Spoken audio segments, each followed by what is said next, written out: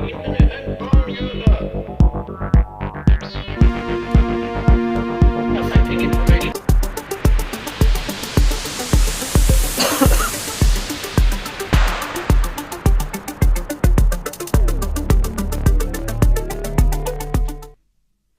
wonderful people. Welcome to another episode of Synth Geekery, episode 206. God. It's the 17th of June, I think it is. It's a beautiful Saturday. In some parts of the world, it's hot. And in other parts of the world, it's cold. Isn't that funny? Because we have these things called hemispheres, and you might be in the opposite one to me. I'm actually cold.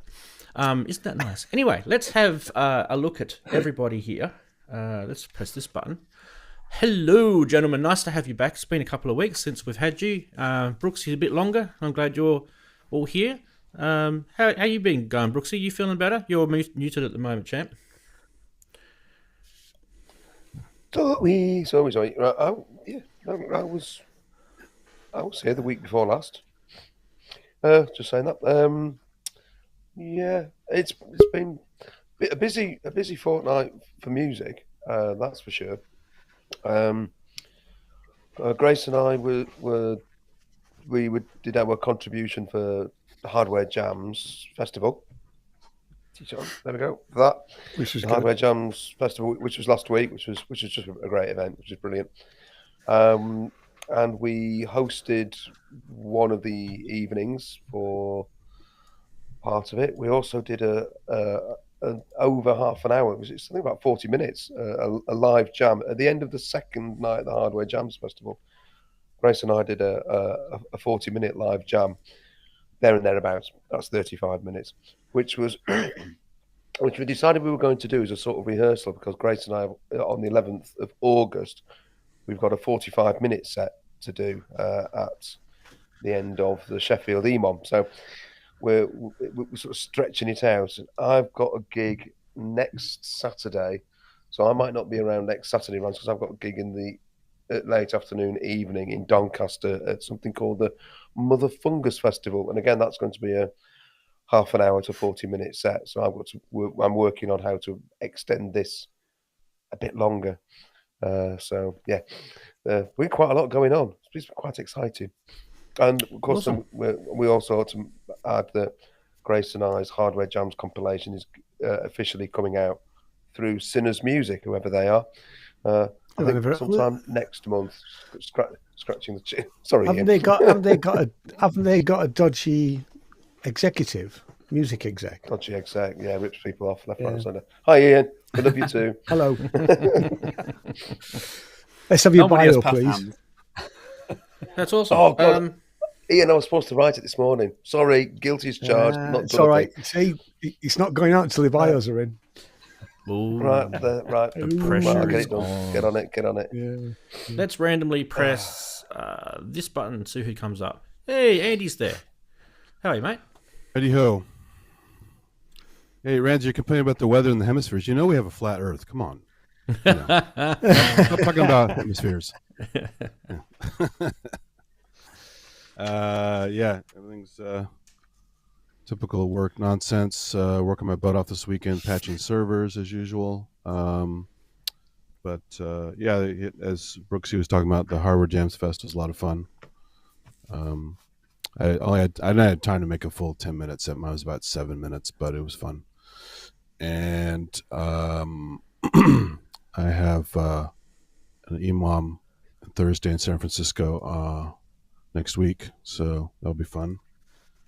And I'm also doing a set for Clownfest for the first time. I'm also have a studio tour that was supposed to go on the last Clownfest that Piero was supposed to show this time. So I have two silly things in the upcoming Clownfest. I think it's in August. Anyway, good. So that'll be fun. Other than that, just the usual stuff, weekly hardware jams, getting more used gear and messing around with other crap and having fun. Fantastic. Awesome. I'm starting some new microscope stuff next week. I took a break for a while because I was too busy, but that's always enjoyable, the microscope stuff. You're going to put some more ambient, put a brick on a synth, on a sequencer or something. Yeah. Awesome. Fantastic. Where's another button here? We'll go this one. Darren gets the random button. Good day. Yeah. Just I'm gonna be the one to complain first. Just damn hot. I've not. Stop it. I'm not. Shh, It's just too hot. I just cannot concentrate in here. It's just too warm. Yeah. Last week, Rave Dave part of track off his forthcoming album, which will be out later in the year. And I've been literally not working in here because it's just too hot. I've been working out just outside on the landing with a live rig setup that I'm doing. So that's basically what I've been doing all week. Fair enough. Brilliant. You've been working on a live rig. Well, that's quite topical because we might talk a bit more about that during the show. And it's definitely not least because it's not last because there's other people after me in. How are you, mate? I'm good, thanks. Hi, chatties. Last fortnight, so I had a gig at the Wonky Stuff night. I was at the last minute because somebody pulled out, but it was a good night. I did put a video out of my Ulster where I couldn't get my toy keyboard guitar thing to work, which is worth a laugh. What else have I been doing? I had 2.5 minutes of me doing nothing basically live on stage. It's fantastic. What else have I been doing? I've been working on my solo album, which it's now mixed. It's now sequenced. I just need to sort out the mastering, which I'll probably do in the next couple of weeks. Might leave it a fortnight or so. Apart from that, life carries on, really. I've had a new fence fitted, and we're gearing up for Edinburgh Fringe because they've sent out all our email addresses to all the acts, and we're getting literally bombarded, 15 to 20 emails a day saying, come and see my show, which is sort of quite a nice thing in one way, but I do have to sort of sift stuff to decide whether we're going to do it or not, really. Fantastic. That sounds good. And Yeah. we also have StreamYard sitting over. And then popped into StreamYard as Chris, who you might see in the chat as Makeshifter. How you going, Chris? Oh, I won't bother writing good, it. thanks. I'll just tell him. No, my hair fell out, Chris. Oh, really? Still a shocker. No, how am I going for audio? Am I audio okay? Yeah, your audio is good as far as I can tell. Oh, good. Excellent, because I was mucking about with my mixer. Very funny, Chris. Not brings up. The chatties are usually a good I remember. indicator of audio. They'll always tell us if it's bad. Yeah. Oh, okay, cool. No worries. Well, they'll let me know. Excellent. Yep. No, hi everyone. It's been 2 weeks since our last confession. I'll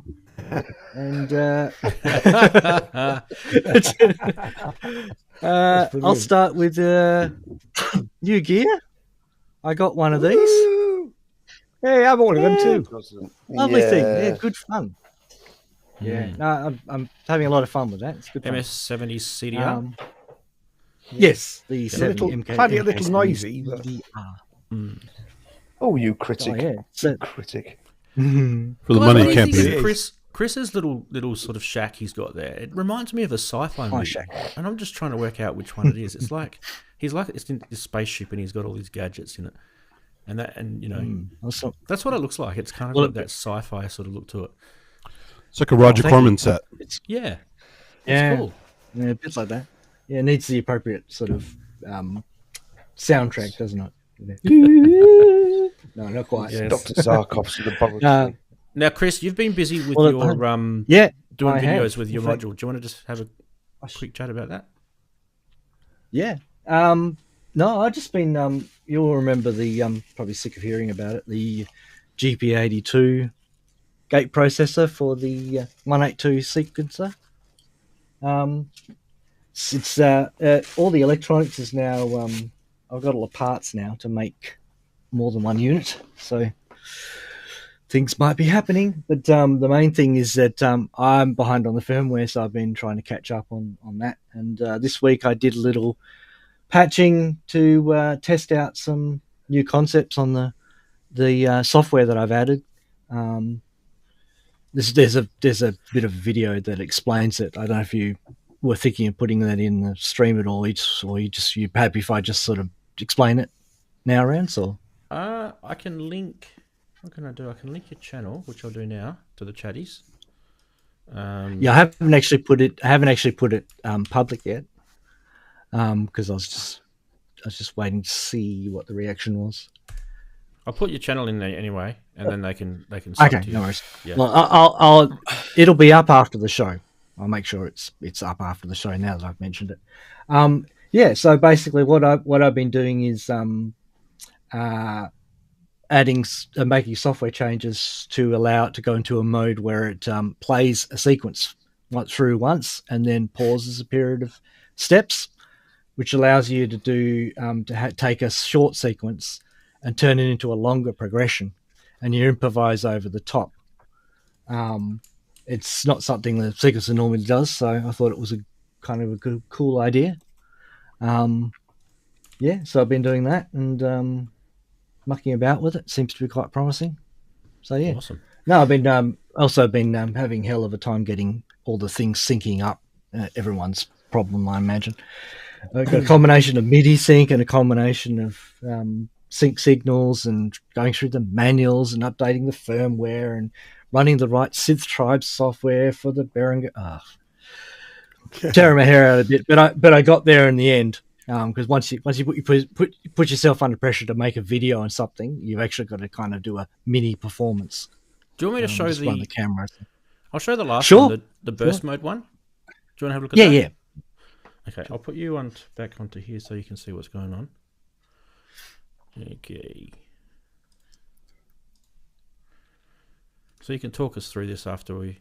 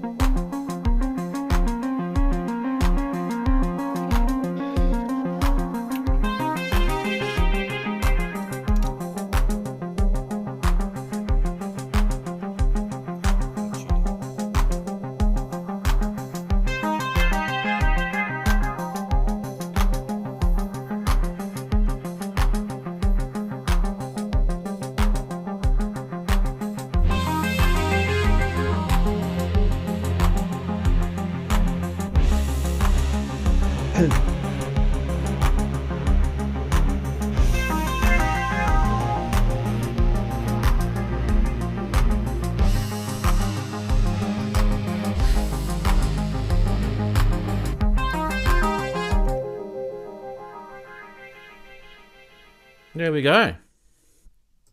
Awesome stuff. Awesome stuff. Let's go quickly back to Chris because he is over here.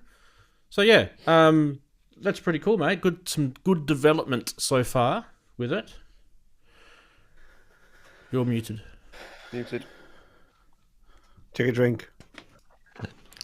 Take a drink. And frozen in time. Oh, he's back. Oh, no, he's back. no. He's back. Sorry about the shadows too. I'm getting in the mic position. Is that putting in pauses or putting in null steps? It's throwing away clock signals, but they're basically so it's completely throwing them away. So the 182 just thinks it's a massive pause in the clock. So where do they land? Yeah. Where do they land? They go off to Silicon Heaven, where all the calculators go. No, that's awesome, mate. Yeah, Good no worries. stuff. Awesome. Cool. So we're looking forward to seeing that. Hitting a few other people's euroracks. That would be good once you get into that situation. That's for sure. Right. Anything that makes that 182 sequence a bit more flexible got to be good. Well, I like how he's done it because I've got mine, it's a passive I love mine. I use it all the time. Yes, so just something that's the sort of effect that I would achieve by hitting the little mute switches on the mixer. But if you don't, trying to get the timing of that right sometimes, especially with these toggle switches, is not always easy. So something like that would be brilliant. Yeah, you could also use the Roland System 500 mixer, which has got the CV controlled mutes. Yeah, you could sequence the mutes. I don't have one of those, but it's just an option. All right, we are going to say hello to the chatties, because we haven't said hello to them yet. So big thank you to all the chatties who have joined the show. Let's randomly pick a few. Firstly, we should always shout out to our channel members. We've got Kent, who's there. We've also got Brooksy, who's another channel member, but he's also on the show. But that's why Brooksy's a star. See, he's got the star next to his name, and he's also a mod, and he's also on your screen as well. So beat that. What else we got? We got Chris is also another star. And I think I saw another one pop in. Yeah, David's there. David. Yep. So these people are they're like the officers of the channel. So bow to their presence. No, just kidding. Big hello to everyone. Who else have we got? We've got Wagoo's there. Wagoo's probably our longest serving participant of the channel. Kissing the Machines there. Synth and Coffee Guys there. Big hello to all of you. Matt Brown, JP Page 2, Hanway's there. Big hello to you guys. And Lady Aptitude, and who else did I see? Scrolling, and it's probably going to scroll off the screen like it usually does. Parflake, Steve Elbows, big hello to everyone there. And group some more for you. Universal Vibe and Cloudface. Someone else popped in. Culture of Ghosts. There we go. Big hello to everyone. I think that's probably about it. It's quite boutique-y today. Probably because everyone's abandoning the channel because we keep having days off. Sorry about that, but I do have a life. And I'll probably be having another day off next week as well. Sorry about that. Can't do anything about it. I have kids that I have to attend to on some Saturday nights, unfortunately. Right, so we're going to start off with our regular segment, starting with this one. Now, as you know, the news has hit. A lot of people have seen this meme. And I thought, well, Robbie showed it to me during the week in Discord, and I thought I had a bit of a laugh, and I thought, gee, that's funny. But I thought to myself, how can we improve this meme and make it more Moogy? I thought, let's try this. There you go. That's more Moogy. Now they've truly joined. Very good. Now they've truly joined. What else can we bring out from the week of Moog-related memes? The Mooger charge. Your beat making. It's getting worse. Here we go. The Moog Studio 3, now with a drummer from another manufacturer.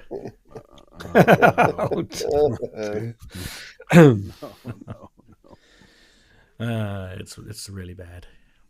But I thought, let's not just take the P155 out of Moog. Roland cannot escape a meme. Make sure that your synthesizer generates a desirable sound. It's in a Roland manual. Roland had given us all a slap, everyone. I don't know how to take that.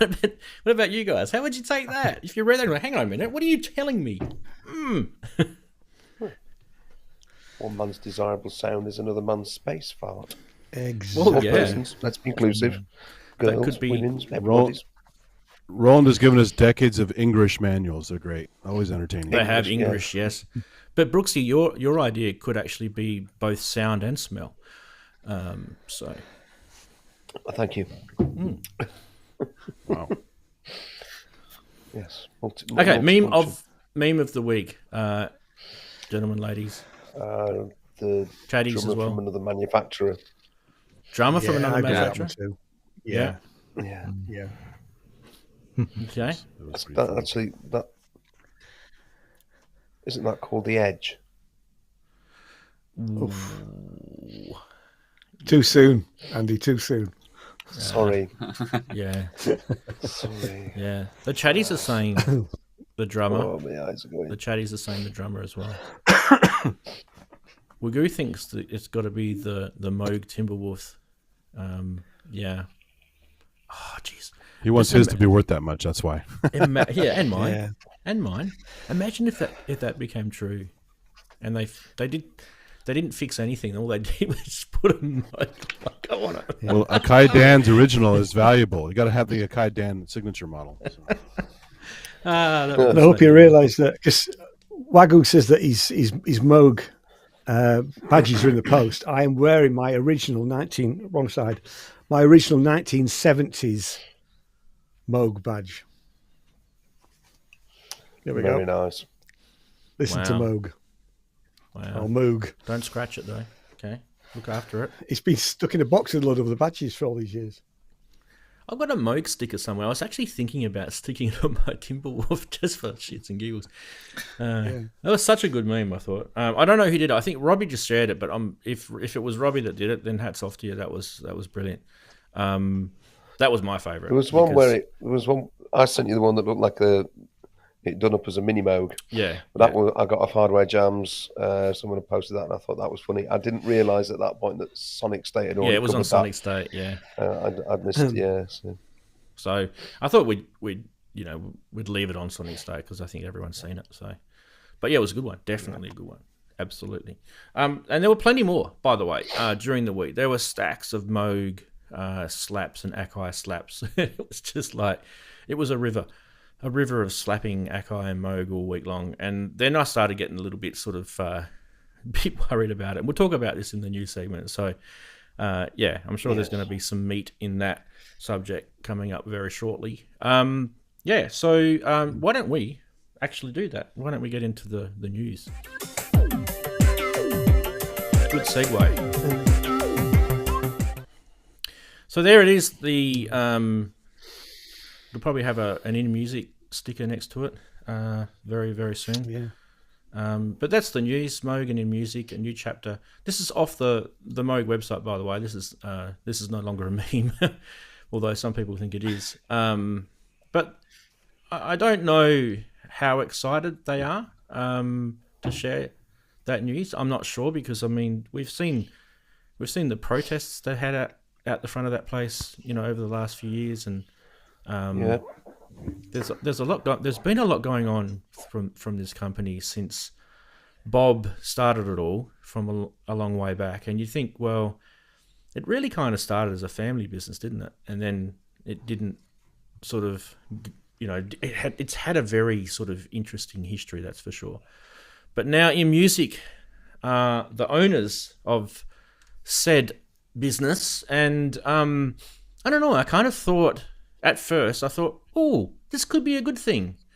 And then I thought, oh, this could be a bad thing. And then I thought, do you know what I mean? Like we probably all went through these different sort of feelings. Now, Ian, I'm going to go to you because I think you did a video about this during the week, didn't you? I did. I felt I had to, really. So I did some research. I mean, and I know nothing about Jack O'Connell, the guy who heads up InMusic, but you know, what I do know is that I was quite amazed because in my video I've included a piece from L'Instrument, and that's for oh, that's all right. I'm just queuing it up. Okay, all right. For him to be called a bastard, excuse language, it just seems that Moog or Moog, it doesn't seem the right sort of fit for me. I hope that things are going to be okay for the future of Moog because, you know, let's face it, it's an iconic brand. Yes, the company has had a checkered past right the way throughout its history, which is what when I read the Switched On book, I was quite amazed and slightly frustrated by how it went from one catastrophe to the next, really. And I don't think they're out of the woods by any stretch of the imagination. I was also because I edited in some of the them trying to bring a union. And what the guys and girls said then, you know, this was only last year, it does seem that the management under Mike Adams really wasn't as good as it could be. All of this stuff about Moog being, you know, co-owned by the staff is just, well, they say it themselves, it's just rubbish, really, you know. I'm also hoping that I believe, according to Nick Batt, that they've been paid out, and I hope they got I don't know how much InMusic paid for Moog, but I hope it was a good amount of money, and I hope that those 62 employees really did get a good payout because they deserved it. But I also feel for the people that have been laid off in the last 18 months because they're going to get nothing. You know. So the people making these synthesizers, as they said in the video, they can't afford to buy the synthesizers that they're making. You know. Yeah. So they're struggling with even a living wage, and that's not right in this day and age. I know that lots of people are struggling with salaries and living wage, but you know, I mean, let's face it. You know, Moog is an expensive product. There's nothing really cheap from Moog. You know, what is it? A Mavis is it 350 quid for a Mavis? That's the cheapest product. Something like that. I think they had the mini Foger pedals at one stage. They were pretty cheap as well, but they stopped. Yeah, they did. The work stat wasn't bad, was it? But generally, if you're buying a Moog, you're buying a premium brand. Just one last thing before I let other guys speak. I had a look at the videos of the factory and the production line, and I'm no expert on this, but it looks really, really inefficient. You know, there is a video with no sound of 3 hours, a guy building a Model D. I remember that. Yeah. You know, yeah. So, I mean, certainly over the last 12 years, under Mike Adams, they should have been able to do something about what looked like inefficiencies in the company, and I don't think they necessarily did. You know. Yeah, I guess the burning question for me, and I'm going to put this to you guys, is why? Why did they get bought out? What did they need to be? What were they going under? Did someone check the books? What's the reason? Does anyone know? Anyone want to have an answer to that? I don't know, but I was quite. What was quite insightful. If you haven't watched PSN from last night, Ty Unwin was saying that him and, God rest his soul, Dom Hawkin were looking at possibly buying Moog well over a year. Well, it must have been 18 months ago, really. And Dom came away with all the paperwork and said that they shouldn't touch it with a barge pole. So clearly there was been problems for probably quite a long time in the company. You know. So if you haven't seen it, go and have a look at. They had a long discussion about the topic last night, and it was insightful, really. You know. Yeah. But I don't know. I mean, You know, I mean, I can hazard the guess that InMusic bought it because they've bought it at a cheap price. Well, yeah, it was probably a sinking ship. Yeah, that's why I brought I the think it's books similar up. to my So they've company bought- getting bought recently by that company. That we had a lot of hidden losses, and it's something that got fairly desperate, and they said, "Okay." We had several bidders, and finally, one of the companies grabbed it. So, and they're making huge changes. Well, what do you think, Andy? Do you think huge changes are afoot with Moog? Well, look at the track record. That's people say don't give them time, let them settle it out, and all that kind of stuff, which is true. But at the same time, InMusic has a track record already. Look at what they did to Akai and to Alesis and other companies, and that will at least give you some indication of what could happen to them. Because Alesis kind of got screwed up, although they were hurting for a long time anyway. And Akai is kind of a weird thing anyway. I know the MPC line is keeping them going pretty much, but a lot of their other stuff either disappeared or suffered, it seems. So, Yeah. Well, Alesis is probably the most obvious one for us, isn't it? So, but just like politicians, track record is everything. Look at the actual record. It should give you an indication of what's going to happen. Yeah. Well, I mean, maybe some people may not give a toss about who this affects. They only care about the end result, and if the price goes down and the products still come out and they become more competitive and they're more affordable for the average person, that might be a good thing. I don't know. It's not my opinion. I'm just sort of across social media, like we all have been, and I'm seeing very, very polarizing comments about this, and there's quite a lot of people also kind of sort of sitting on the fence as well, like thinking, I would just really like to be a fly on the wall and in that place and find out what's really actually going on. What about you, Brooksy? I just can't see that it makes any sense for an umbrella organisation like InMusic to run it into the ground. It doesn't make any sense at all. Moog has built its history, its reputation on high-end, premium, quality products. That's what you get when you buy a Moog, that you're buying a piece of quality, and they are. So to move away from that, I mean, when that happened previously, if anybody remembers things like the realistic Moog realistic stuff and that sort of thing that MG1 came out. Well, whilst they're interesting, they're not great. No one's pushing out to get their hands on those, are they? I mean, even the lower end things like the Rogue are a bit dodgy. So it makes no sense in that sense to cheapen it. I think Ian touched on it. What they need to do is improve the efficiency of the manufacturing process. Now, whether that means, unfortunately, shipping it all out to China, which would be, I suppose, a solution they could do. I mean, there's no reason why they can't build the quality products in China.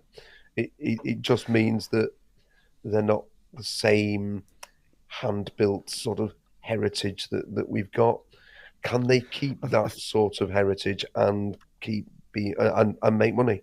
I don't know. Yeah. It's going to be really interesting to see what does happen over the next few months. I think Kent said it last night. Actually, he said that if I mean, I know Kent's in the chat, but Kent said, and it really resonated with me. He said that if he'd have bought it, what he would do is have the manufacturing in the Far East, but have it actually built at the Moog factory, put together in the Moog factory in America. All right, yeah. And that makes sense. You might end up with some redundancies because there are 62 employees there, but generally if they're actually putting it together still in America, in Asheville, isn't it? Then the quality control would still be there. That's what Apple tried to do with some stuff. Yeah. I kind of made feel sense. like I feel like that if we know Akai and we know Newmark and all those sort of brands, they want to move product. That will be their mantra. because they'll want to definitely reduce that debt. They'll absorb it obviously in their books, and they'll probably use it as a write-off too, no doubt. Their accountants are probably all over it and saying, "Hey, this is not a bad idea, guys. We can just buy this company and not have to pay $9 million worth of tax or whatever it is." But I think they want to be moving product. And someone said in social media, some said, "Oh, at least Behringer didn't buy them." Or, if it's not Behringer, it would be the Music Tribe company, right? At least they didn't buy them. And I thought, well, okay, well, how would that be worse and how would that be different? I kind of feel like... I actually don't think that would be worse. Behringer are kind of probably in a better position to absorb someone like Moog with their manufacturing. Not sure. Nobody would want to see that, but you know, is it the devil you know and the devil you don't know? I mean, the reality. But if they start using cheap components to keep the costs down, that's a problem. Yeah. They could, yeah. But I'm always a little bit of a, I'm not sure if I believe that about some of the products that Moog have released over the years, about them being always quality, because we've had sticky, the sticky paint problem with things and, all that sort of stuff. So they've just been just as bad as the others. And those other companies that we've all rubbished about it were fairly inexpensive products, whereas Moog have always been the, on the pricey end. So, Darren, you've been almost frozen there in your heat. In my heat, yes. Yeah. I think Andy said. I think I'm gonna say it, but I think time's gonna tell, really, until we actually know. I mean, they've obviously got the name. It's what they've bought, because obviously the company wasn't in the best of situations. So I think it is going to be down to time. I mean, we might find out sooner rather than later, but it just depends on whether they want to keep the quality and push the products out, or whether they want to just literally use the Moog name and not keep the quality and become a bit, a bit tied up into the rest. It's hard to say. I think I'm just going to have to wait and see, and then we'll know one way or the other, probably sooner than later, actually, when Moog start releasing anything new, or yeah, I think that's all I can really add to that. Is we'll find out soon. Yeah, we'll either like it, or we all have our hands on our head, or head in our hands. It's this heat. Do you think probably in the last few years that Moog lost a little bit of their identity? Do you think that, what were they originally? They were this theremin producing mini Moog. It was all about that ladder filter. They were the big things. And do you think in more recent years they kind of sort of drifted a little bit away from that? I think it came down to that they always had the name Moog and the filter, wasn't it? Them are the two main things that stuck. Yeah. And then it was like the quality, the build, and it was, hand built and everything. But like I say, now in music, it depends on too. Yes. Yeah. Not just the filter. Yeah. But they were the two things that always stuck, though, wasn't it? If you heard it was Moog and the filter, even if it was, whether you like the filter or not, that was the thing that always stuck. People went, "Oh yeah, the filter," and then it came down to obviously us geeks who know more about it. But yeah, I was following Amos Gaines for a long time, and when he stopped talking a lot, and then he finally left the company, it was kind of like the canary in the coal mine. Yeah.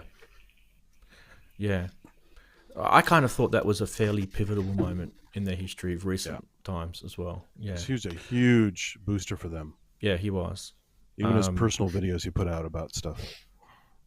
Some brilliant man too. Brilliant man. Yeah. Like he knew that with that departure, there would have been just a wealth of knowledge and expertise that left that company, and that's got to hurt a business. I mean, we're talking. What are we talking? 60, 90 employees, whatever it was. That's not a very big company in world standards.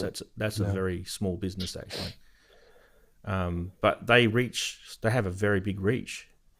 So that's probably And also launch other companies too. I mean, Make Noise came from Moog. He was working at Moog first, and then did his own thing. So yep, there's a few other Well, examples. I always felt they were overpriced. Having said that, when I bought my Moog Prodigy, and I can't for the life of me remember how much I paid for it. I wouldn't have paid that much for it, and that would have been in the 80s. You know, so at some point, probably pre 1990, the price of Moogs. I mean, I know we're forgetting about the original stuff that Bob did, The big which modular was stuff, yeah. very, very expensive and very boutique. We know about that, but they, you know, certainly in the early 80s, I don't remember them being that much more expensive than things like Korg, and you know, that's why I bought one. Although I thought it was a bag of spanners.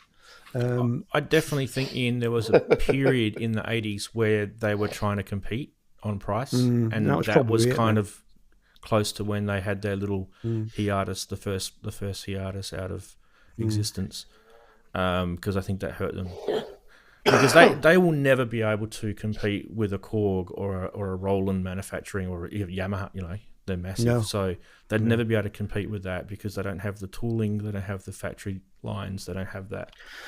So, well, companies like Yamaha and Korg and Roland, to some extent, it's not about synthesizers; it's about pianos as much as anything, and other things. I mean, you know, Yamaha are big into brass instruments, aren't they? And things like that. So massive they've got all these company. different divisions, which to some extent were probably subsidizing whatever they, you know, if Yamaha actually do very much in synthesizers now, but they don't. But certainly, I mean, Korg probably make more out of their pianos and their home keyboard synthesizers. Is it the P range?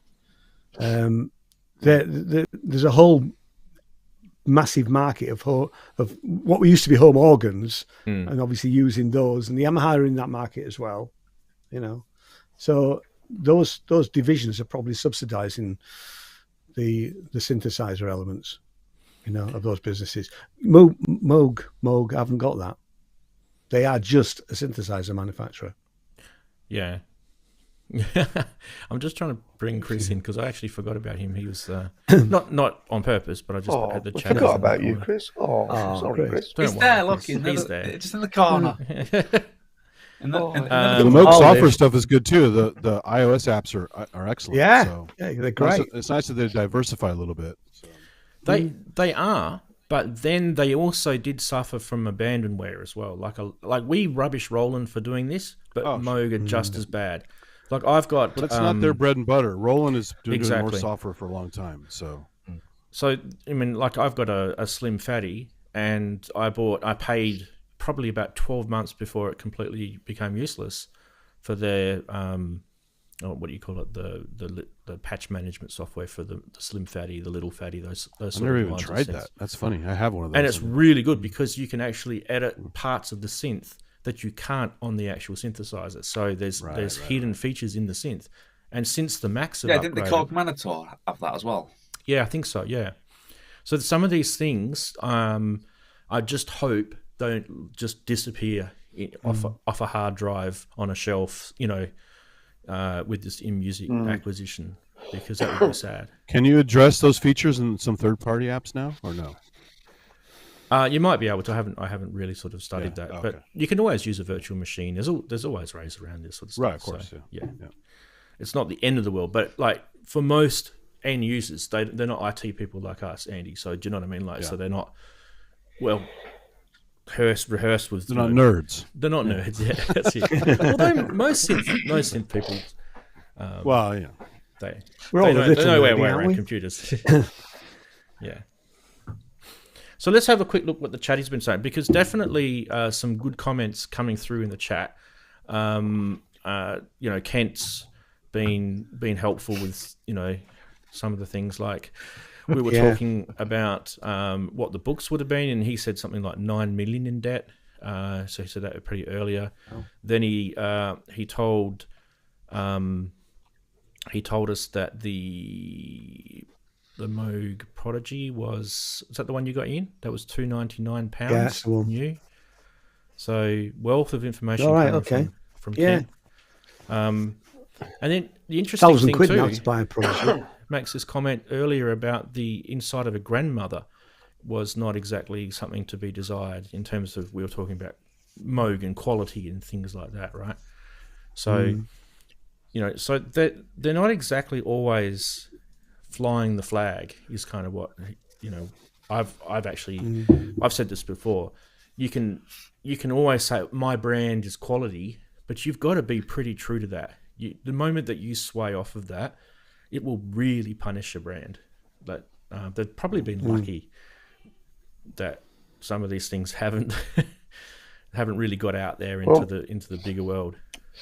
The only Moog that I've used recently, of course, is Grace's Matriarch, and I can say that immediately, as soon as I put my hands on the keyboard and started to turn knobs and slide and everything just was like, oh, this feels fantastic. This really feels good. There was an immediate, because I've been going from the eurorack stuff, which is probably not the highest quality build stuff, even from the expensive ones, but to go over and suddenly it was like, oh, now this is something else. It was immediate. That machine is beautiful. Now I have no idea what it's like under the hood. I'm not going to break it if I twist too hard. But, exactly. No, yeah, that's right. Yeah. Yeah, So well, it's like on some of the quality really machines. cheap knobs. You think if I use these cut off filter knobs for a long time, they're just going to go. Whereas like my D-Fam, that feels like I say, it don't feel like it's going to die on you. I mean, it might, but at least it don't feel like it. There's everything in the current Moog range is desirable. From things like the Werkstatt and the Mavis right up through to the Moog 1, they're all really desirable things. Everything about them's got something. I'd give every single one of them cheerfully house room. And I hope that those products still exist in a few months' time. It may well be that a company like InMusic looks at something like the Moog 1 and goes, we just can't produce that and make any money. I mean, that was the problem.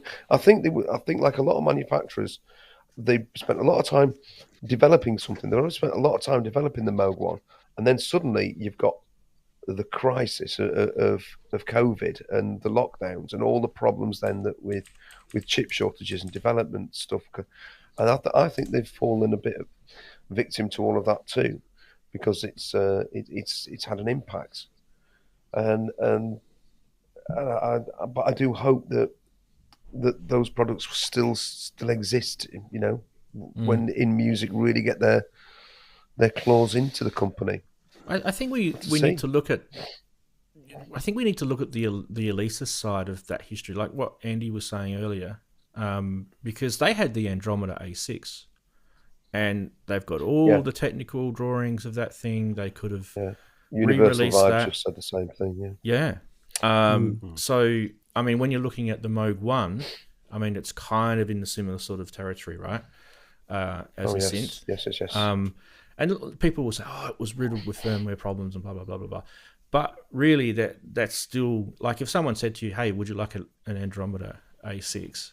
Would you say no? Do you know what I mean? It's it's still... the truth, it was never finished. The software was actually never finished on it. So. Yeah, which was probably what the criticism was. On the Moog 1 or the A6? On the A6. On the A6, right. Yeah. Well, technically, the Moog 1, there's people that say the Moog 1 software hasn't been finished either. But I'd say that's been finished to a much more closer degree than being finished than what the A6 was. If you look at the conversations out there. Because don't forget, you had that massive oscillator tuning issue at the start when they released it. There was also. I think it'll all come down to the very first product that they release under the InMusic ban, with them running it. I think it'll all come down to that one product. Even if they cut costs, but it still seems to, be built well and be a Moog, then they'll be all right.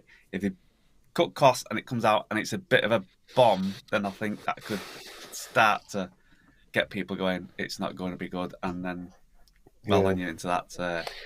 Well said, Darren. Yeah. Well, so the first product that comes out under the InMusic name or InMusic thing, then we'll find out. So they need to get that right if they want to keep the Moog name how many synths have with been its reputation. unfinished? I mean, Kent just mentioned the Waldorf Wave was never finished. So it's not like an unknown thing. The M Audio Venom was never finished. Oh, come on. It's a beautiful. I knew you'd say it. No, I mean, I have to say, mine was a complete. Right now. It's lovely. It's a lovely work. Arturia. When it's working, it's a great synth. But the software was a dog. What was that? Arturia Well, that's the other we thing too. were Like talking about the Ranzee was other saying with the software, it was never going to make it that far because it was tied to an OS kind of, and you know. It's, So I think. Speaking of that, real quick, Ranzee, the Sound Tower makes a little fatty editor. It's really good. It might work with the Slim Fatty, just in case you want to check that out. Well, it should be I the love same. the Sound Tower apps. Yeah, it should be the same, but it didn't call it out specifically, but it should work. Well, I use little fatty things on the Slim Fatty, and everything worked perfectly. So it should technically be the same. Check that out. That's cool. I love their software. Definitely. I was just going to say that I think there's going to be people that will be disappointed, and I think there's going to be people that won't be disappointed. It's just going to be the way the world is. We are all going to have varying opinions about this. Some people are going to be absolutely horrified about some of the decisions that are going to be made in the future, and other people are not going to care at all. You know, This is the world we live in. It just depends on who you are and what you believe in and what's important to you, I guess. The reason why we bring it up with these shows is we talk about it, like you've heard it on Sonic's State on Wednesday, and Pro Synth Network on Friday, and now here again, and probably a few other places around the place. Ian's done a video on it. It's a pretty big topic for a company like Moog to be taken over by someone that probably haven't had the best track record at chewing up other companies in the past. So that's why we're bringing it up. And I'm not in any way rubbishing, because I think what they've done with Akai in more recent years is kind of surprising, if that makes sense, because they've done a good job with the MPC, and that could have completely died, that whole product range. But then you go ask some DJs, and they think what's the new MPCs are nothing like the old ones, and here we go again. You just can't please everyone. So yeah. I'm just worried for the staff. I think, having seen the videos that I watched in researching my video, I really feel for the staff, and I hope I hope everything's okay for them. Well, that's the real world, but let's just spell this out. They were in debt before InMusic touched them. So we can feel for the staff. Bad management. The people were managing it while they were there are probably more to blame than what's going to happen with InMusic. Oh, yeah. And Mike Adams. Mike Adams was Bob Moog's partner, wasn't he? They when they got the name back, they were partners, and he took over when Bob retired. Yeah, So Mike Adams has got a lot to answer for, I think. Well, he's getting on too, so he's probably just had enough. He's cast his chips in, hasn't he? Yeah, he's just cast his chips in. Yeah, but he's cast his chips in a business that isn't he's successful, but he's clearly in a lot of debt. That's not a good position to be in, really. Probably should have handballed it to someone earlier when they were going good. I'm kind of thinking sort of around about before they started the Moog 1 project. That was probably when they were going pretty good. But yeah, who knows? I think there was a lot of pressure on Moog in the last probably 5 years to start this retro remaking sort of caper. And I think there was a lot of romantic sentiment in the community that really, really wanted this. But sometimes romantic sentiment doesn't equal good business decision. So, and then you couple that with, what you guys were saying about the way they produced things was very inefficient, and the video to watch about the inefficiencies is the one from Sweetwater Do a Tour. Some of it's a bit cheesy, and you've got to sort of look through that. But clearly there are massive inefficiencies. It's about a half an hour video, so but they're clearly massive inefficiencies from a manufacturing point of view. Yeah, exactly.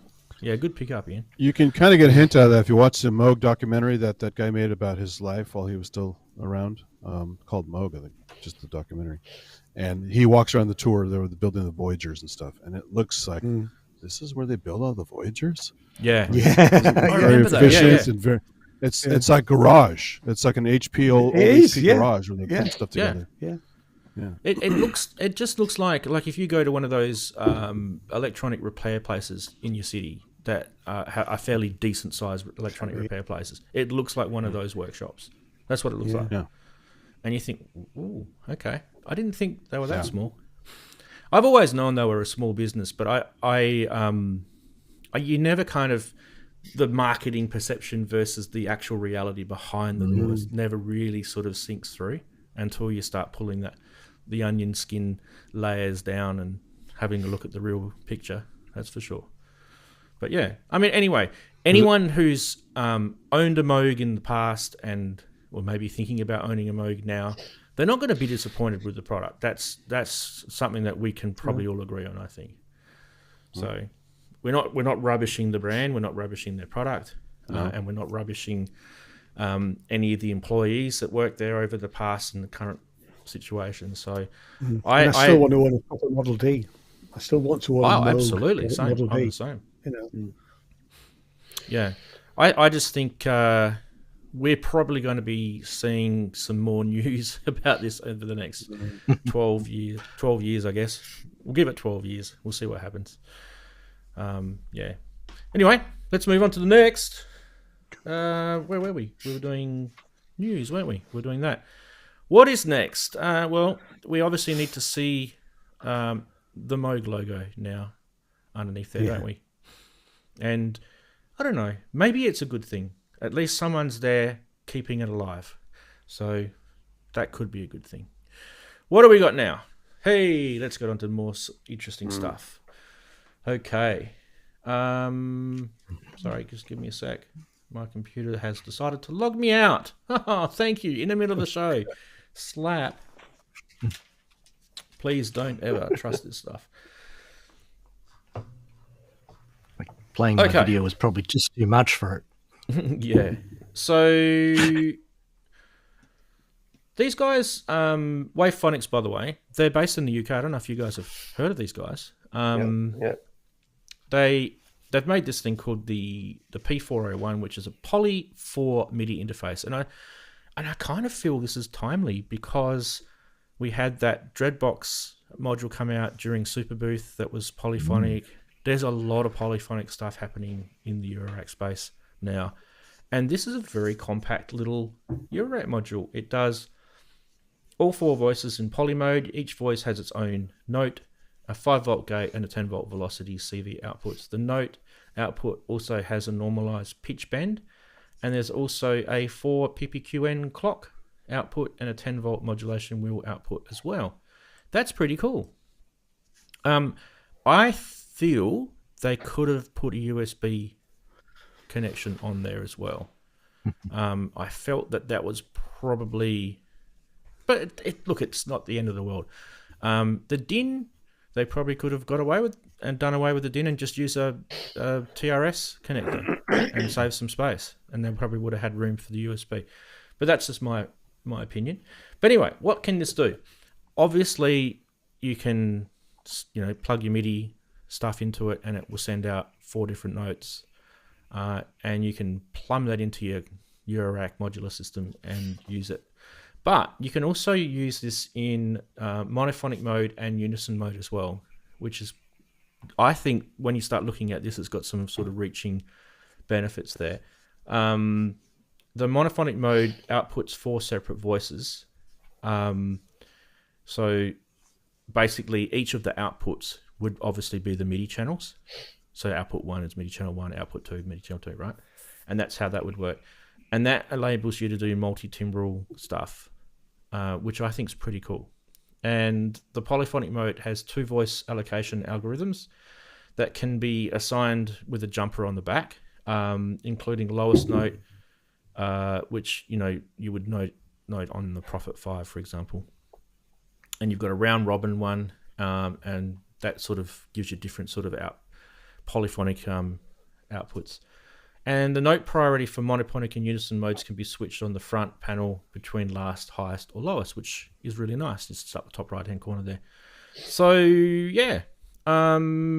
We are looking at a price of $205 US, and Wavefonix.com is the place to get it.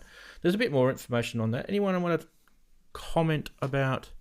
I had a couple more pictures of it, but anyone want to comment about that one? Pretty handy mod. Yeah, it's nice. 205 is a good price, I thought. It's a good price. Yeah, it's a good price. Yep. I will say though that we are in an age of microprocessors, so it's just probably a bit overdue. These kind of things should have been this powerful quite some time ago. I think it's just taken the demand to actually develop them. It reminds me a bit of there's some of the stuff that Look Mum No Computer has done with Arduinos and MIDI, and it's just so DIY and so you must be a nerd to be able to operate the thing, that it just doesn't have the public appeal. Whereas this is good because you've got the switches on the top and everything just plugs in and everything's nicely labeled, and it does its 10 things exactly and no more. And isn't it nice when all the eurorack children start cooperating with each other and making their bits that attach to other bits at the same time? As you said, polyphonic modules coming out and polyphonic interfaces coming out, and so that's nice. And it's also good to sort of muck around with the MIDI side. In some of its antiquities are like the MIDI type 1, that is, where you can change note priority and that sort of stuff, and then turn that into CV, because that's kind of nerdy cool fun. I like that. I like having the DIN 5 on the front. 'Cause my Mutant Brain has that, and Mutant Brain's a great module. It just doesn't have that poly option, but it's a really good MIDI to CV converter. It is. So they're available now, apparently. So yeah, there you go. Wavefonix do other stuff as well, so you should go check them out. Wavefonix.com, like I said, good UK company. That picture behind it, the lovely sort of rack systems that they produced. The 104, there's a 6U and a 3U. Robin Vincent did a good review of it, actually. Yeah, I wouldn't mind getting one of these just to sort of have a play, because I kind of feel like there's some interesting things it could do.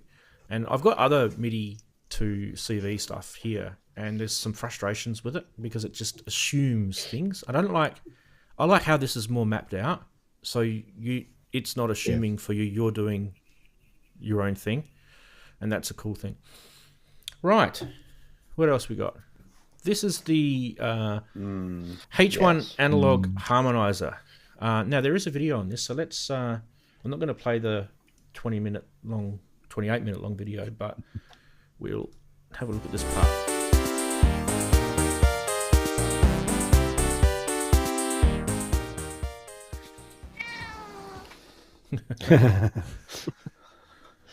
All right, so let's. I think this has got some music here.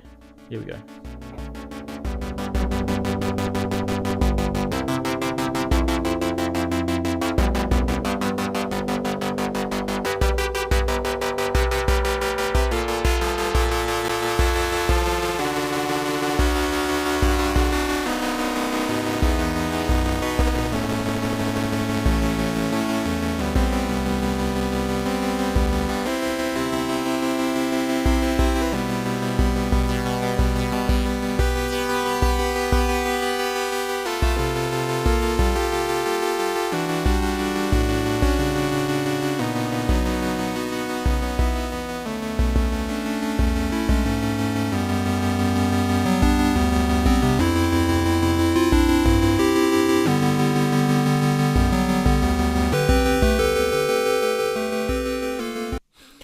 So, what is this? Well, it's designed to make it easy for you to add harmonic layers or basic polyphony to your modular patches.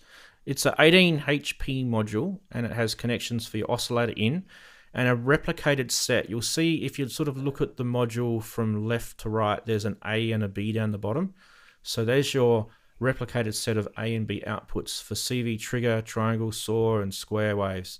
And there's also a mix output which contains the combination of oscillator in and the mix of channels A and B using the 4 knobs just above it. You'll see those 4 knobs across the top, down the bottom. The controls across the top of the panel do all the functionality, and you'll notice that if you look at that sort of the first 12 buttons across the top, they look like a keyboard, don't they, with the black and the white buttons? That's because it is, and they set up as a chromatic octave that you can use to program it. So there's some really kind of interesting things this can do, and it's got obviously a processor behind it. You can use this to create harmonies by patching an output of a VCO into oscillator in, and it can derive 2 notes that are related to the pitch of that oscillator, like a third and a fifth, for example. You could use it as a dual quantizer, so you could have a frequency to voltage converter, or simply use it as 2 analog VCOs. You could use it as a toolkit, where you could do things like frequency doubling or multiplier, drone oscillators, or frequency to voltage converters, or a tuner even. So there are many ways to use this: chord generation, quantizing, all that sort of stuff. It's fast and precise, and it is, like I said, a true analog through 0 FM on both oscillators with mixer output for reducing cable clutter. And a couple of thoughts before we sort of go into it. Price is $415 on the US side. I thought if you look to the top right-hand corner, you'll see where it says display and then AB, and there's a button underneath it with a big white circle around it. I think that should have a label on it, because that is actually probably the most important button on the whole module, and it's called the option button. It just really needed, you wouldn't have known that unless you sort of read the manual. And so I felt like they were labeling stuff and they didn't label that. I just thought that was kind of a bit weird. But other than that, I thought quite an interesting module indeed. Anyone want to make some thoughts about this? Seems cool, yeah. Yeah, It's not my bag, man. it's quite expensive. No, it's not your bag. Yeah. Looks interesting. Some of those demos sounded really quite nice. Just an almost sort of wave foldy, and I noticed to press the sync button, then you got sort of a little sync sound effect. Did you say it'll function as its own oscillator, or you have to put oscillators into it? To put your own oscillators into it, I believe. It's a harmonizer, okay. So it requires the audio signal. Yeah, interesting. I'm not sure I'm willing to fork out 400 quid to have a play to see if I like it. I have to see some more demos. Yeah, well, it's worth showing the stuff, because that's good. When I show this stuff, it doesn't usually always appear on those, websites which release products all the time, or these are more sort of boutique things that appear in Modular Grid that we see and we think, scratch your beard, this is interesting. So, and I think it's worth showing these little boutique companies out. So, yeah, westernaudio.com is where you find it. And by the way, everything that we show on the show, there's a blog article on my website, ranzee.com, and you can go and check out all the links to all the videos and pictures and everything. Yeah, and it's very well done, if I say so. Thanks, Chris. You weren't paid at all to say that. No, not at all. No, actually, I do seriously find your blog articles to be so much more efficient than reading all of the standard press. Thanks, mate. I was like, if Rance is interested, then I might be. Yeah, I tend to. I don't put blog articles out of everything that comes out during the week, because I filter stuff based on my own interests. So it's very self-indulgent. Oh, yeah. So, yeah. But I take that into account. So, yeah, that's appreciated. Cheers. Okay, we can move on to the next product, which is this. The Psychosis from Dreadbox. I kind of felt like this has got to have been, inevitable, right? Because they brought that polyphonic modules sort of in Superbooth, and now you've got yourself a what is it, a six channel mixer, stereo mixer. This is quite interesting. The module that I'm talking about that they released at Superbooth was called the Telepathy.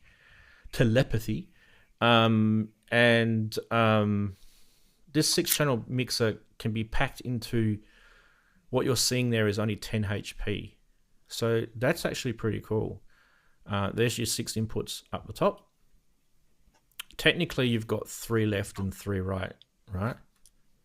That's technically how you'd have it. So is it really 6 stereo inputs, or is it really 3 stereo inputs? I don't know. Yeah, it's a little. Well, that's a little 3 plays, stereos, isn't it? Yeah. So 6-to-1 analog true stereo mixer with extensive panning options, with a built-in LFO and 4 true stereo effects. It brings pretty good sound shaping thing if you want to sort of muck around with this sort of stuff. The stereo effects, by the way, are reverb, delay, chorus. There's 2 different choruses, a soft and a hard, which I'm thinking is probably the LFO side of the chorus on that. Yeah, $199 pricing. And I haven't actually seen any more information come out from Dreadbox about that yet. It was just on Modular Grid, so very light on the information there, people. That was a render rather than a real module. It was a render, yes. Yeah. So I don't even know. Did you notice? Yeah, go, Chris. Sorry, did you notice that there's no input levels because it's not that style of mixer. It's it has that one fader which adjusts kind of how it arranges the 6 channels. Yep. So I think in the middle it was 3 stereo channels, or probably unity gain, and then the other one it pans them all left and right as if they were 6 individual inputs. And it kind of it's one of those funky Dreadbox ideas, I think. But notice there's no input levels. So that's the trick. That's why they can call it still 6. Technically, yeah. I was going to say these chromatic modules, those ones in that sort of series, always do more than one thing. Yep. They're always more than just what it seems. So that's, like you said, having the LFO built into it, and in this instance, having the stereo effects built in. So I think this is going to basically just be successful on what those effects are like and how good they are. I think if they really work well, sticking those inputs in, it might be a really, really handy module to have. I'd be a betting man and say those effects are already in some of their other products. So they've already got some of those digital effects in some of their products already. Yep, like the Typhon. Yep. So yeah, I thought no brainer, $199. In terms of, like you said, Brooksy, if that was just an effects module, that would still be reasonable price. An effects module with an LFO. Yeah, I think it would be interesting to see just what it does, how it, as Chris was saying, how that slider going from mono to stereo how that affects the sounds when you put them in. You've got if you've got 3 stereo sources going in, and how that then makes the image move. I think that's quite interesting. Yeah, I'm quite intrigued by this. Yeah. Now, this next product that I'm about to show you, I've never shown you guys this before because it was around about 7 years ago, and it's actually it was taken off the market because of the chip shortages and COVID and supply chain issues and all sorts of stuff. So it's one of those, smaller sort of boutique companies, and I brought it back, and it's good because 7 years ago we weren't showing Synth Geekery either. So let's have a look at that. Let's just get through this. This is it here. So this is called the the Koma Elektronik Komplex sequencer. And if you look at this, it's actually 4 sets of individual sequences, 4 16-step sequences, and they all communicate via MIDI or CV and gate. It's like this thing is bonkers. It is massive. It's got a huge patch system up the top. It's got sliders for every step. You've got so much you can do, and it's all hands-on. So that if you look at this is the opposite of menu diving. This is module diving, people. Let's have a look at the What do video. they call those things? Website maps. This is a website map for all site map, for a modular system. Yeah, site map. Let's have a look at the video that they released 7 years ago and just have a quick look at what they came up with back then. Because it's still the same product.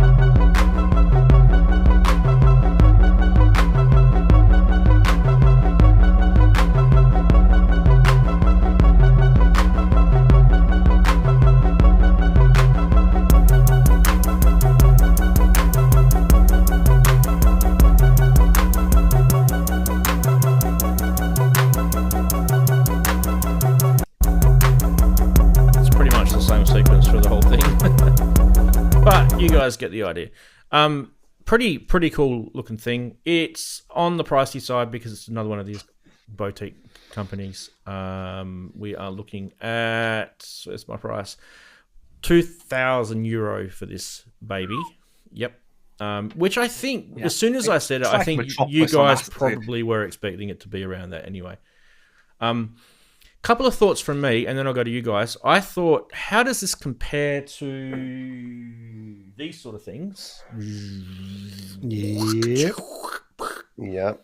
Because that is a 4 output sequencer, but it's got 64 steps, not 16. That's because the SQ64 is a pain in the bum, and this has sliders. It's like 4 times the Metropolix, isn't it? All right, how does it compare to this then? There you go. So there it's competing products. Now, the obvious difference is, exactly. The obvious difference, yours is just black.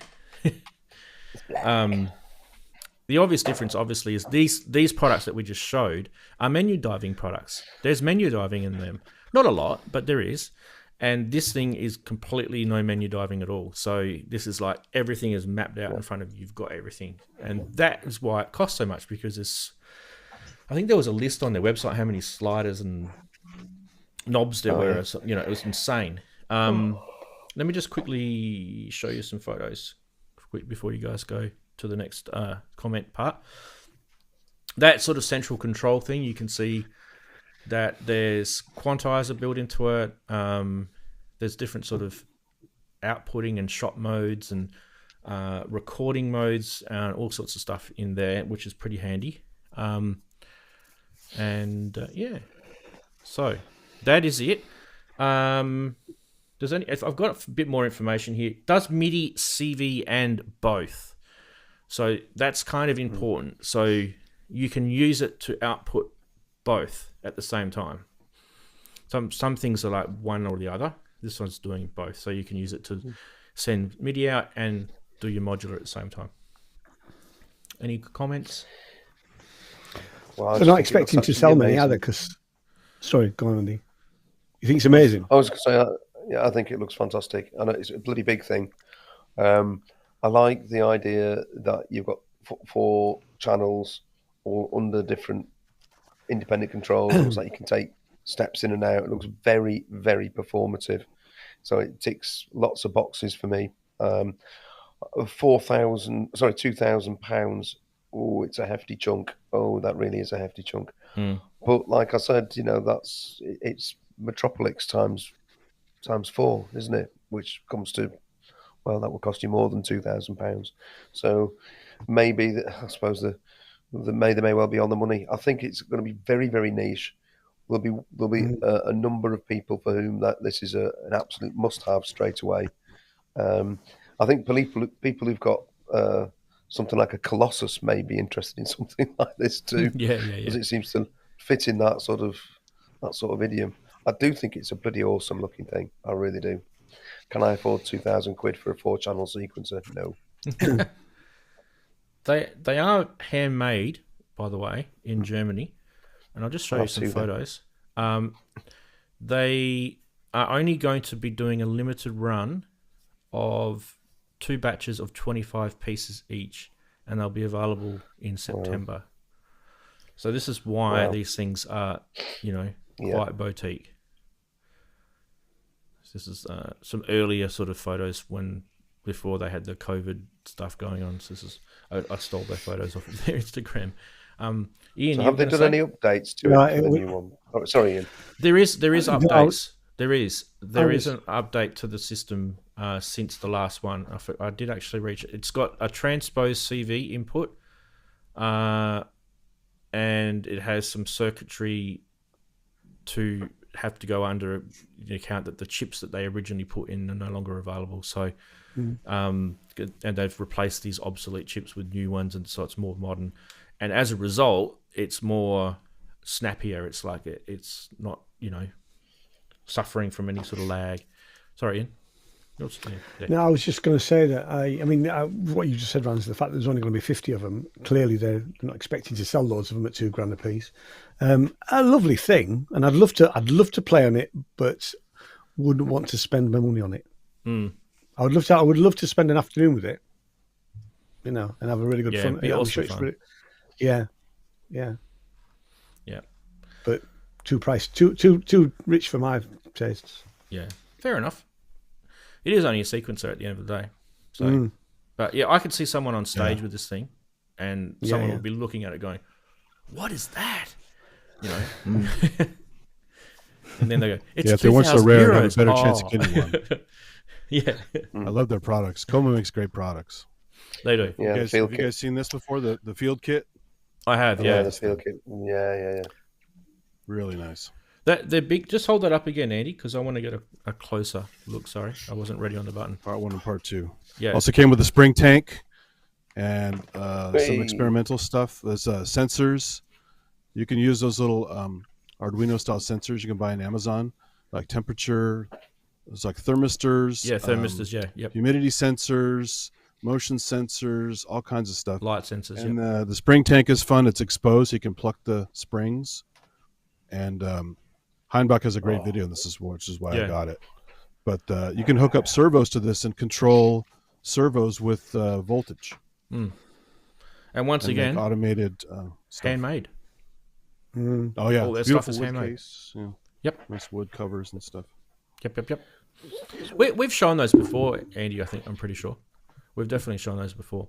But yeah, I was just really, really kind of happy that they're bringing, because you see products that literally die because of chip shortage issues or supply chain issues, and you just see them and they just die a death and they're never to be seen again. And I think it's got really, it's really admirable to see a company go, you know what, we're going to keep going with this. We really want this thing to get out there in the world. And I just think, good on them. If it's €2,000 and there's only going to be 50 of these made in the world, this year, then that they're going to go in pretty good hands. People are going to be enjoying these, that's for sure. Right. Gravedad. Or Gravedad, I think it's supposed to be. Because it is something to do with gravity. Father's Day, Gravedad, yeah. It's definitely Gravedad. But yeah, we'll call it Gravedad for fun, because that's definitely got a few people on modular. Was it modular mod wigglers chatting about it? Olivia Modular did this one. Gravedad is an analog gravitational VCO, and they're an Argentinian eurorack company. By the way, the precise you've got some precise tracking of up to 10 octaves. Now, this 10 octaves business keeps, slapping me across the face with a wet fish. It is actually important in sort of analog voltage land, because a lot of manufacturers bring stuff out and it's only 5 octaves, and it kind of does my goat, because you'd think, I want to go a bit lower. I want to get this oscillator sort of burping and farting, and it doesn't go low enough, or I want to go higher, it doesn't go high enough, or I want to turn it into an LFO. Do you know what I mean? So 10 octaves is important, and also what's important is tracking precision across 10 octaves, and they're the challenges electronically that some manufacturers had. This guy's done a good job. The main oscillator controls the coarse and fine tune 20 hertz to 20 kilohertz. It's got a built-in 5 octave slider with a CV control, which you can see on the left hand side. The heart of the module is a sub octave / subharmonic generator. So this is kind of like DFAM. Subharmonicum. Subharmonicum. This is kind of in that territory. So you can use the sub oscillator to track the main VCO, and you can use it to control this via CV. There's also a 3.0 FM input, and you can use the two of these modules together to modulate each other in an infinite wave folder kind of cool way. Under the hood is an SSI 2130 chip. Now that's important for those who know, because the SSI 2130 chip is actually pretty cool for doing this sort of stuff. It's got a mass knob, which you can see the blue on the right hand side. And that cycles through waveforms from square to sawtooth to spikes. And spikes are kind of percussive, by the way. The force knob is your DUSG style ramp that is triggered by a core 2130 chip.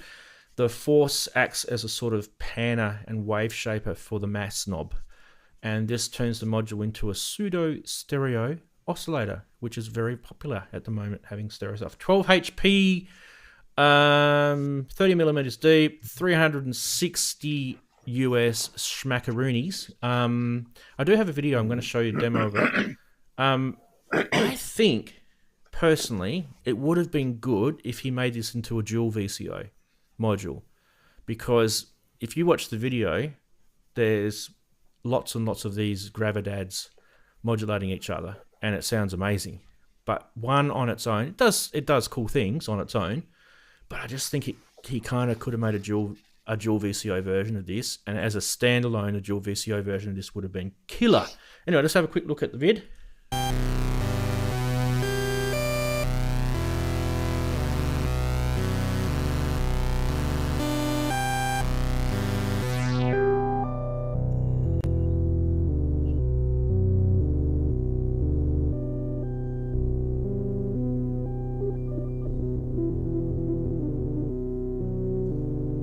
There's your stereo, by the way.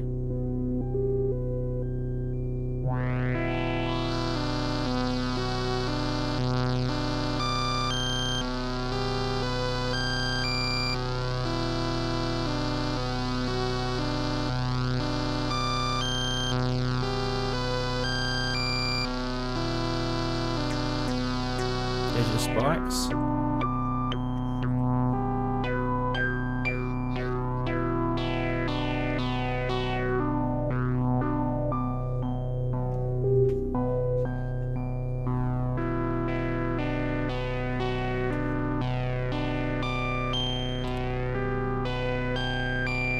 Move it on a bit.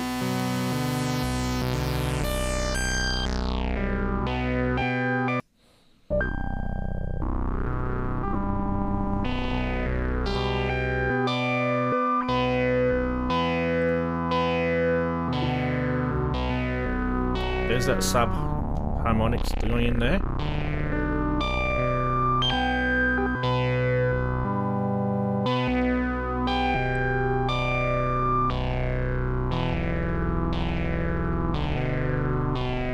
Cheers, David.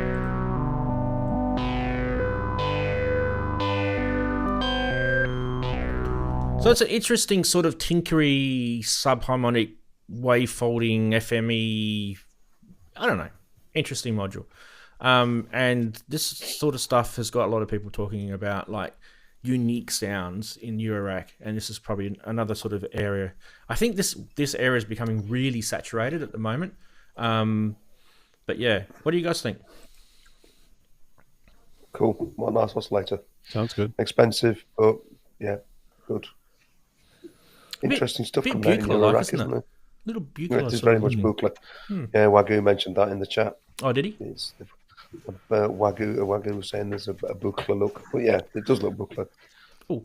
And I mentioned before, thanks to David, he had to also say he had to run. Yeah, oh yeah, he did too. There we go. Yeah, cheers, David. Bye. Hi, Dave. Any Hi, more Dave. comments on this one before we move on? Nope, that's to the modular people. I am not a modular person at the moment, so Nope, that's two. That's two of us on here that are not modular people. Okay. See, it's growing. My influence is growing. So we'll be avoiding modular completely. I'm just scratching Ian's head from here. All right. The next one is probably going to make a lot of people happy, and it's probably going to make a lot of people angry at the same time. Oh no! There it is. Yes. Oh, It's the B word. oh. The news is, people, that are in production. So no longer is this a Excellent. prototype. They are actually making this baby. It's a Model D. I mean, Kobol. No, it's actually. Yeah.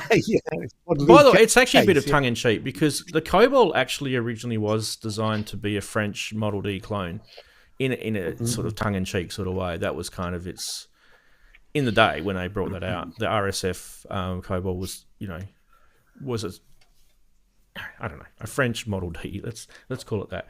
But without sort of pissing anyone off, it ended up being an amazing synth in its own right, with the variable shape oscillators, which I love about it.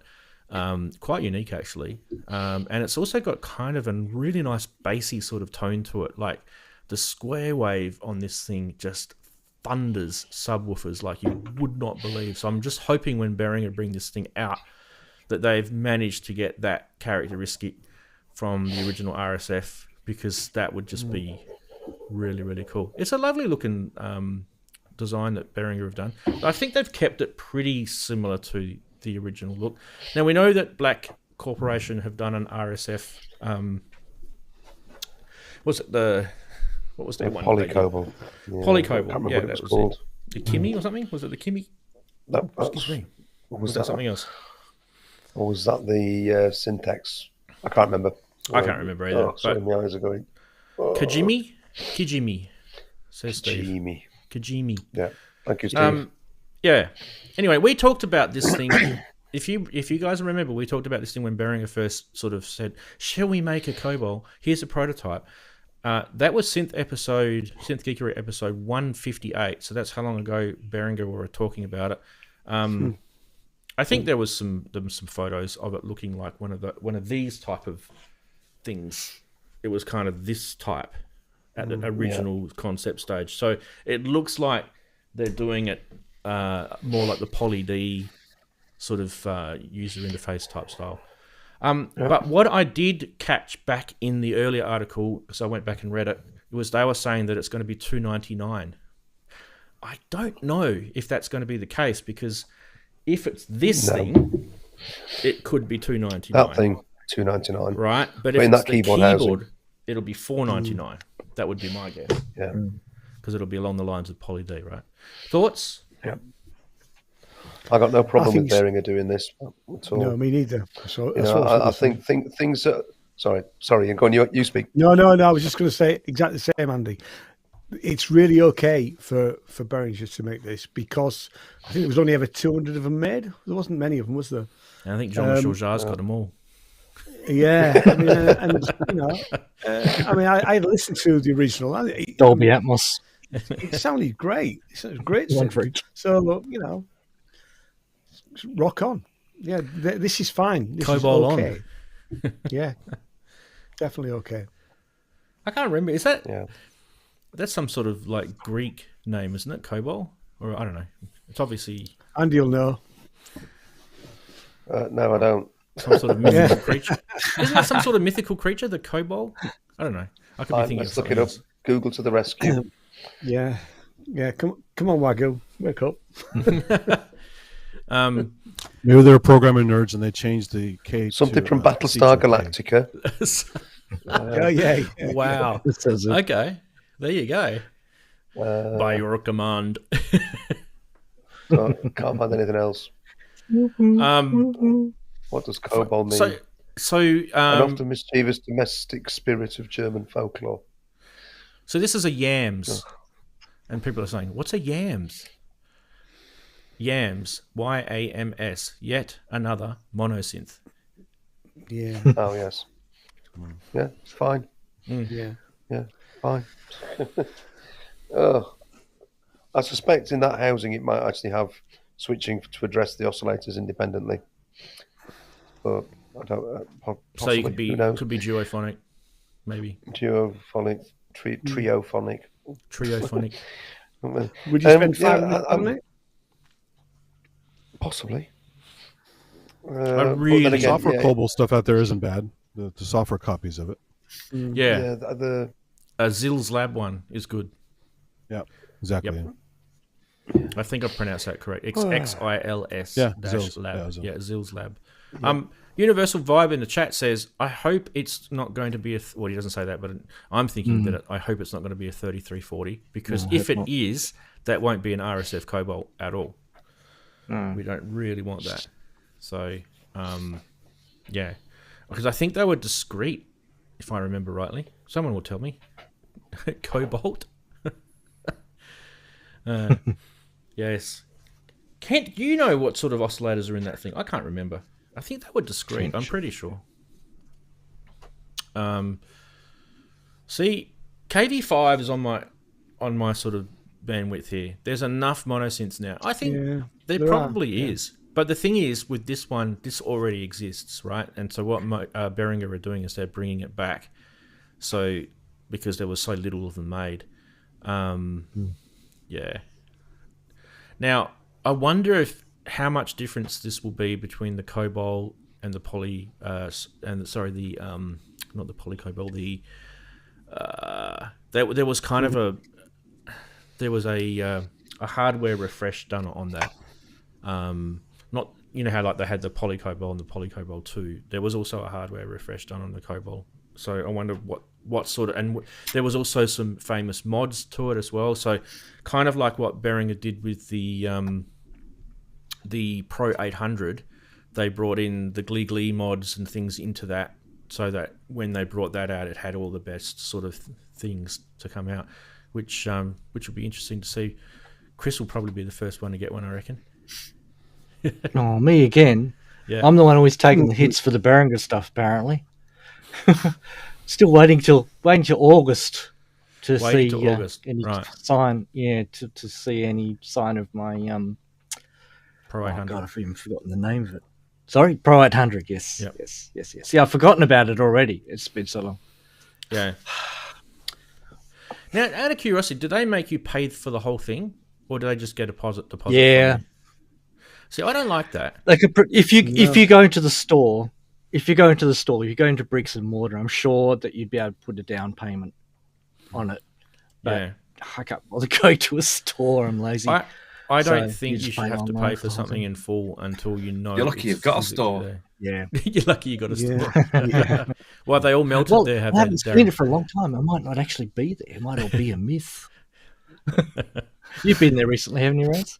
You know what I'm talking about? Yeah, I have. I try not to go there. Yeah. Because otherwise you'll buy everything. No, because every time I go there, they like 50 people in there know me, and like Oh, okay.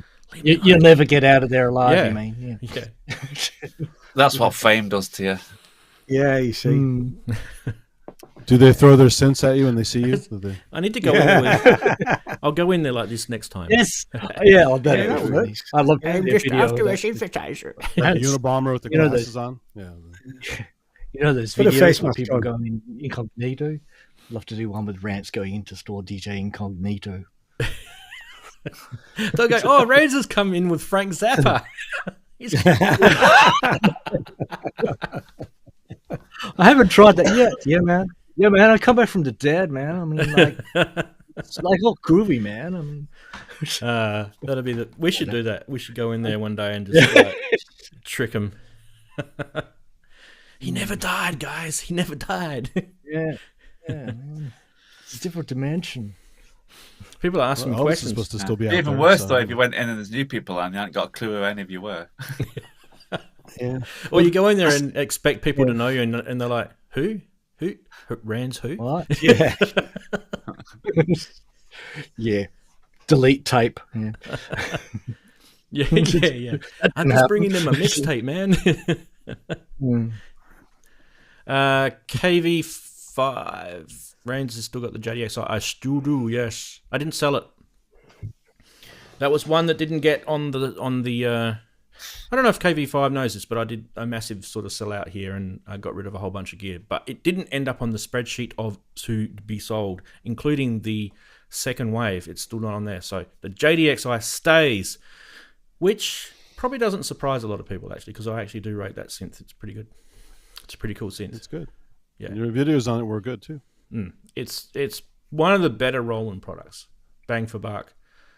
I think it's definitely good. I think we had one other thing to show, but I might leave it till next week because I want to get through Price Watch. And I didn't really have enough information about it anyway, so it's probably not much point showing it. If you're wondering what it was that I was talking about, it's called the Erica Bullfrog, and I think we need to get more information from Erica Synths about it first. So we'll leave that one off, and we will go here. First one is from 2 weeks ago when X101 posted in our Discord the Akai MPC X boxed with a desk saver. And I guess the thing here is sometimes you have eBay scams, and sometimes you have really cool things that we want to put on Price Watch, and sometimes you have people who think that they can get away with something and then it ends up biting them in the rear end, like this poor bloke, because I think he was trying to sell this for a lot of money and it didn't go for very much at all in the end. So yeah. Anyway, beware, people. Sometimes it doesn't always work the way you want it to. So that was a good one. That auction is now ended, by the way, obviously. Next one. This one is brought to you by Andy. Andy, do you want to take this one on?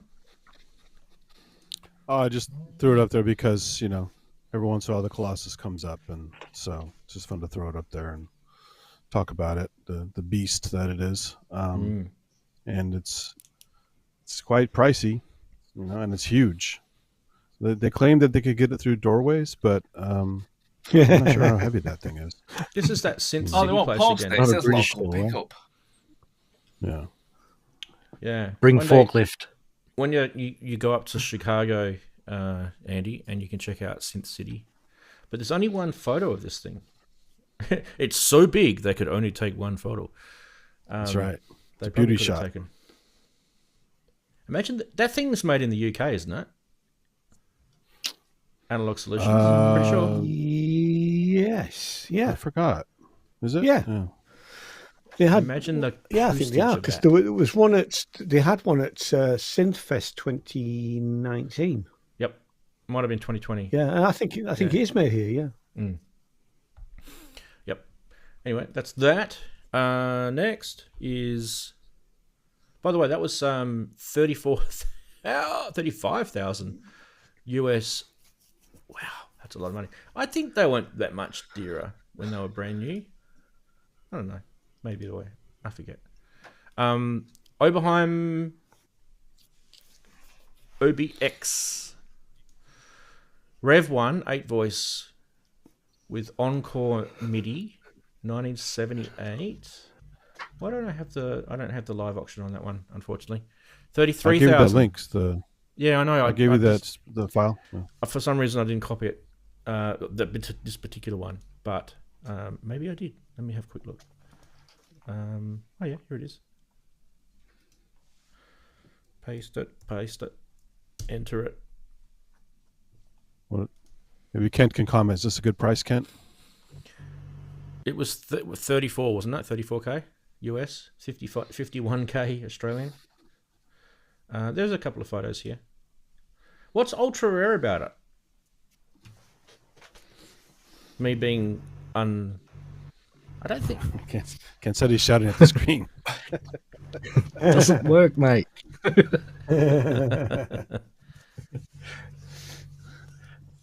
What's ultra rare about it is you might find that it turns on and does nothing. It looks in nice Ultra condition. rare working Wow, look at capacitors. that. That one's just for Kent. That one's just for him because he likes to be reminded about work every single day. Oh.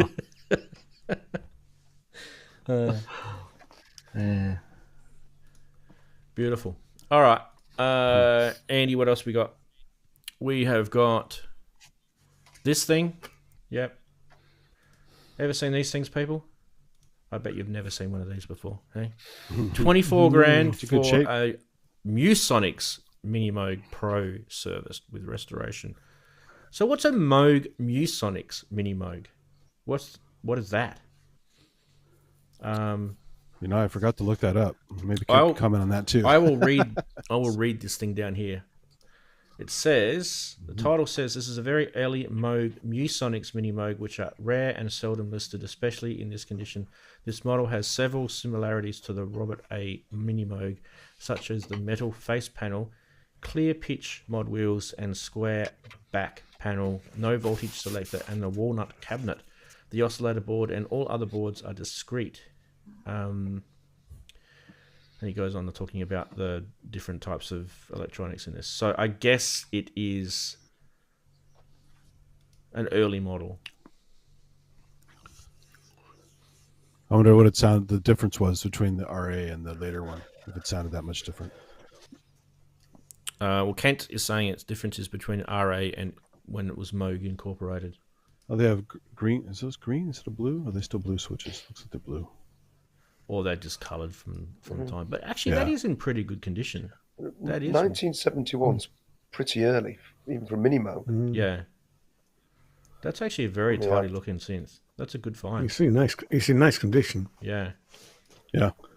That really is. Yeah, so, I mean, if you were sort of after that, you're looking at, what was the price in US? 24,000 or 36,900 Australian. Okay. And last, I think this is the last one, is the CS70M from Yamaha. Lovely. 22,000 or 33,000 Australian. 100% working according to the Reverb listing. It was just professionally serviced. These are not too common. I think I've seen quite a lot of these. I'm not going to say they're rare. I've never seen one. Yeah. Let's have a look at the live. By the way, all these listings, thanks to Andy, will be on the blog article, and you'll be able to go and have a look at them a bit later on. Once the blog article is up, which usually it's about 8 hours after the show airs. By the time I get off my butt, I've got to come back from kids soccer, so just give me a break, all right? And then I've got to type it up. It comes with a flight case. Nice. There you go. So you get a flight case with it. I always think synths that come with flight cases usually mean that the people have left them in the flight case. They usually look after them and they're in good condition. Usually, not always, but that's usually a good sign. Like my the DX7 I just got DX7. came with the flight case. It's in good shape. Well, yeah, I just exactly the same. What I just said. My DX7 with my interior green velour. I didn't choose it. It came like that. Well, the problem mine is the foam is degrading and falling apart. That's the bad. I have to clean it out. That old foam just falls apart. Yeah. Right, we finished. People, how was that? Was that worth it? Cool. Yeah. We synthed good out stuff. for a couple of hours. We likes never synthing got out? to talk about live setups. I know. Live sets. No, There's always next time. I was going to say next week, but it's what we 2 weeks. 2 weeks. 2 Yeah. weeks. In 2 weeks' time. Unfortunately, No, 2 come on. weeks. Yep. Can I share something before we go off air then? Because Sure. apparently I've been a very naughty boy because I've bought a eurorack module, Yay. and it came in a box, and the box was handwritten in there. Oh, Yeah, thank you. It was great meeting you at Synth East. Have fun. Greetings from Peter from Voltage Vibes. And I bought a module which I no longer have because I gave it along with the Model D case to Grace because it was a breakout module for the matriarch. Basically, a passive module, you put a multi-core cable through and it takes all those outputs on the back of the matriarch and puts them on a little module so you can access them from the front. And I've been accused of being a drug pusher And a by enabler. some people, Ian and Inky. Yeah. And of course, Yeah. I'm not. It's just a useful little module that Grace will be able to use so we can get access to those lovely sockets on the back. yeah. Brilliant. I mean, yeah, it's hard work going around the back of a synth. And it is, and a big shout out to Pete from Voltage Vibes because he was a proper dude at Synth East. We loved him loads. Awesome. Good I work. didn't say on it that it was me. You know, I just made the order. I didn't make any comments, so he's obviously remembered and put that in. I was really chuffed with It's that. nice when people That's personalise what we stuff. like. Yeah. Yeah. That's really, what happened really with bit. me years That's why I ago like.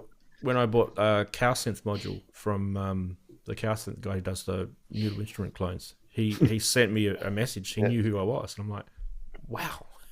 Cool. There was nothing in my order that signified anything except probably my email address or something that might have given it away.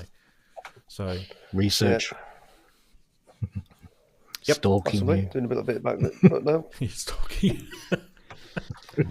I love it from Elevator Sounds. Elevator Sounds. I didn't know a about handwritten card. Yeah, Elevator Sounds are good. I bought something from them. Yep.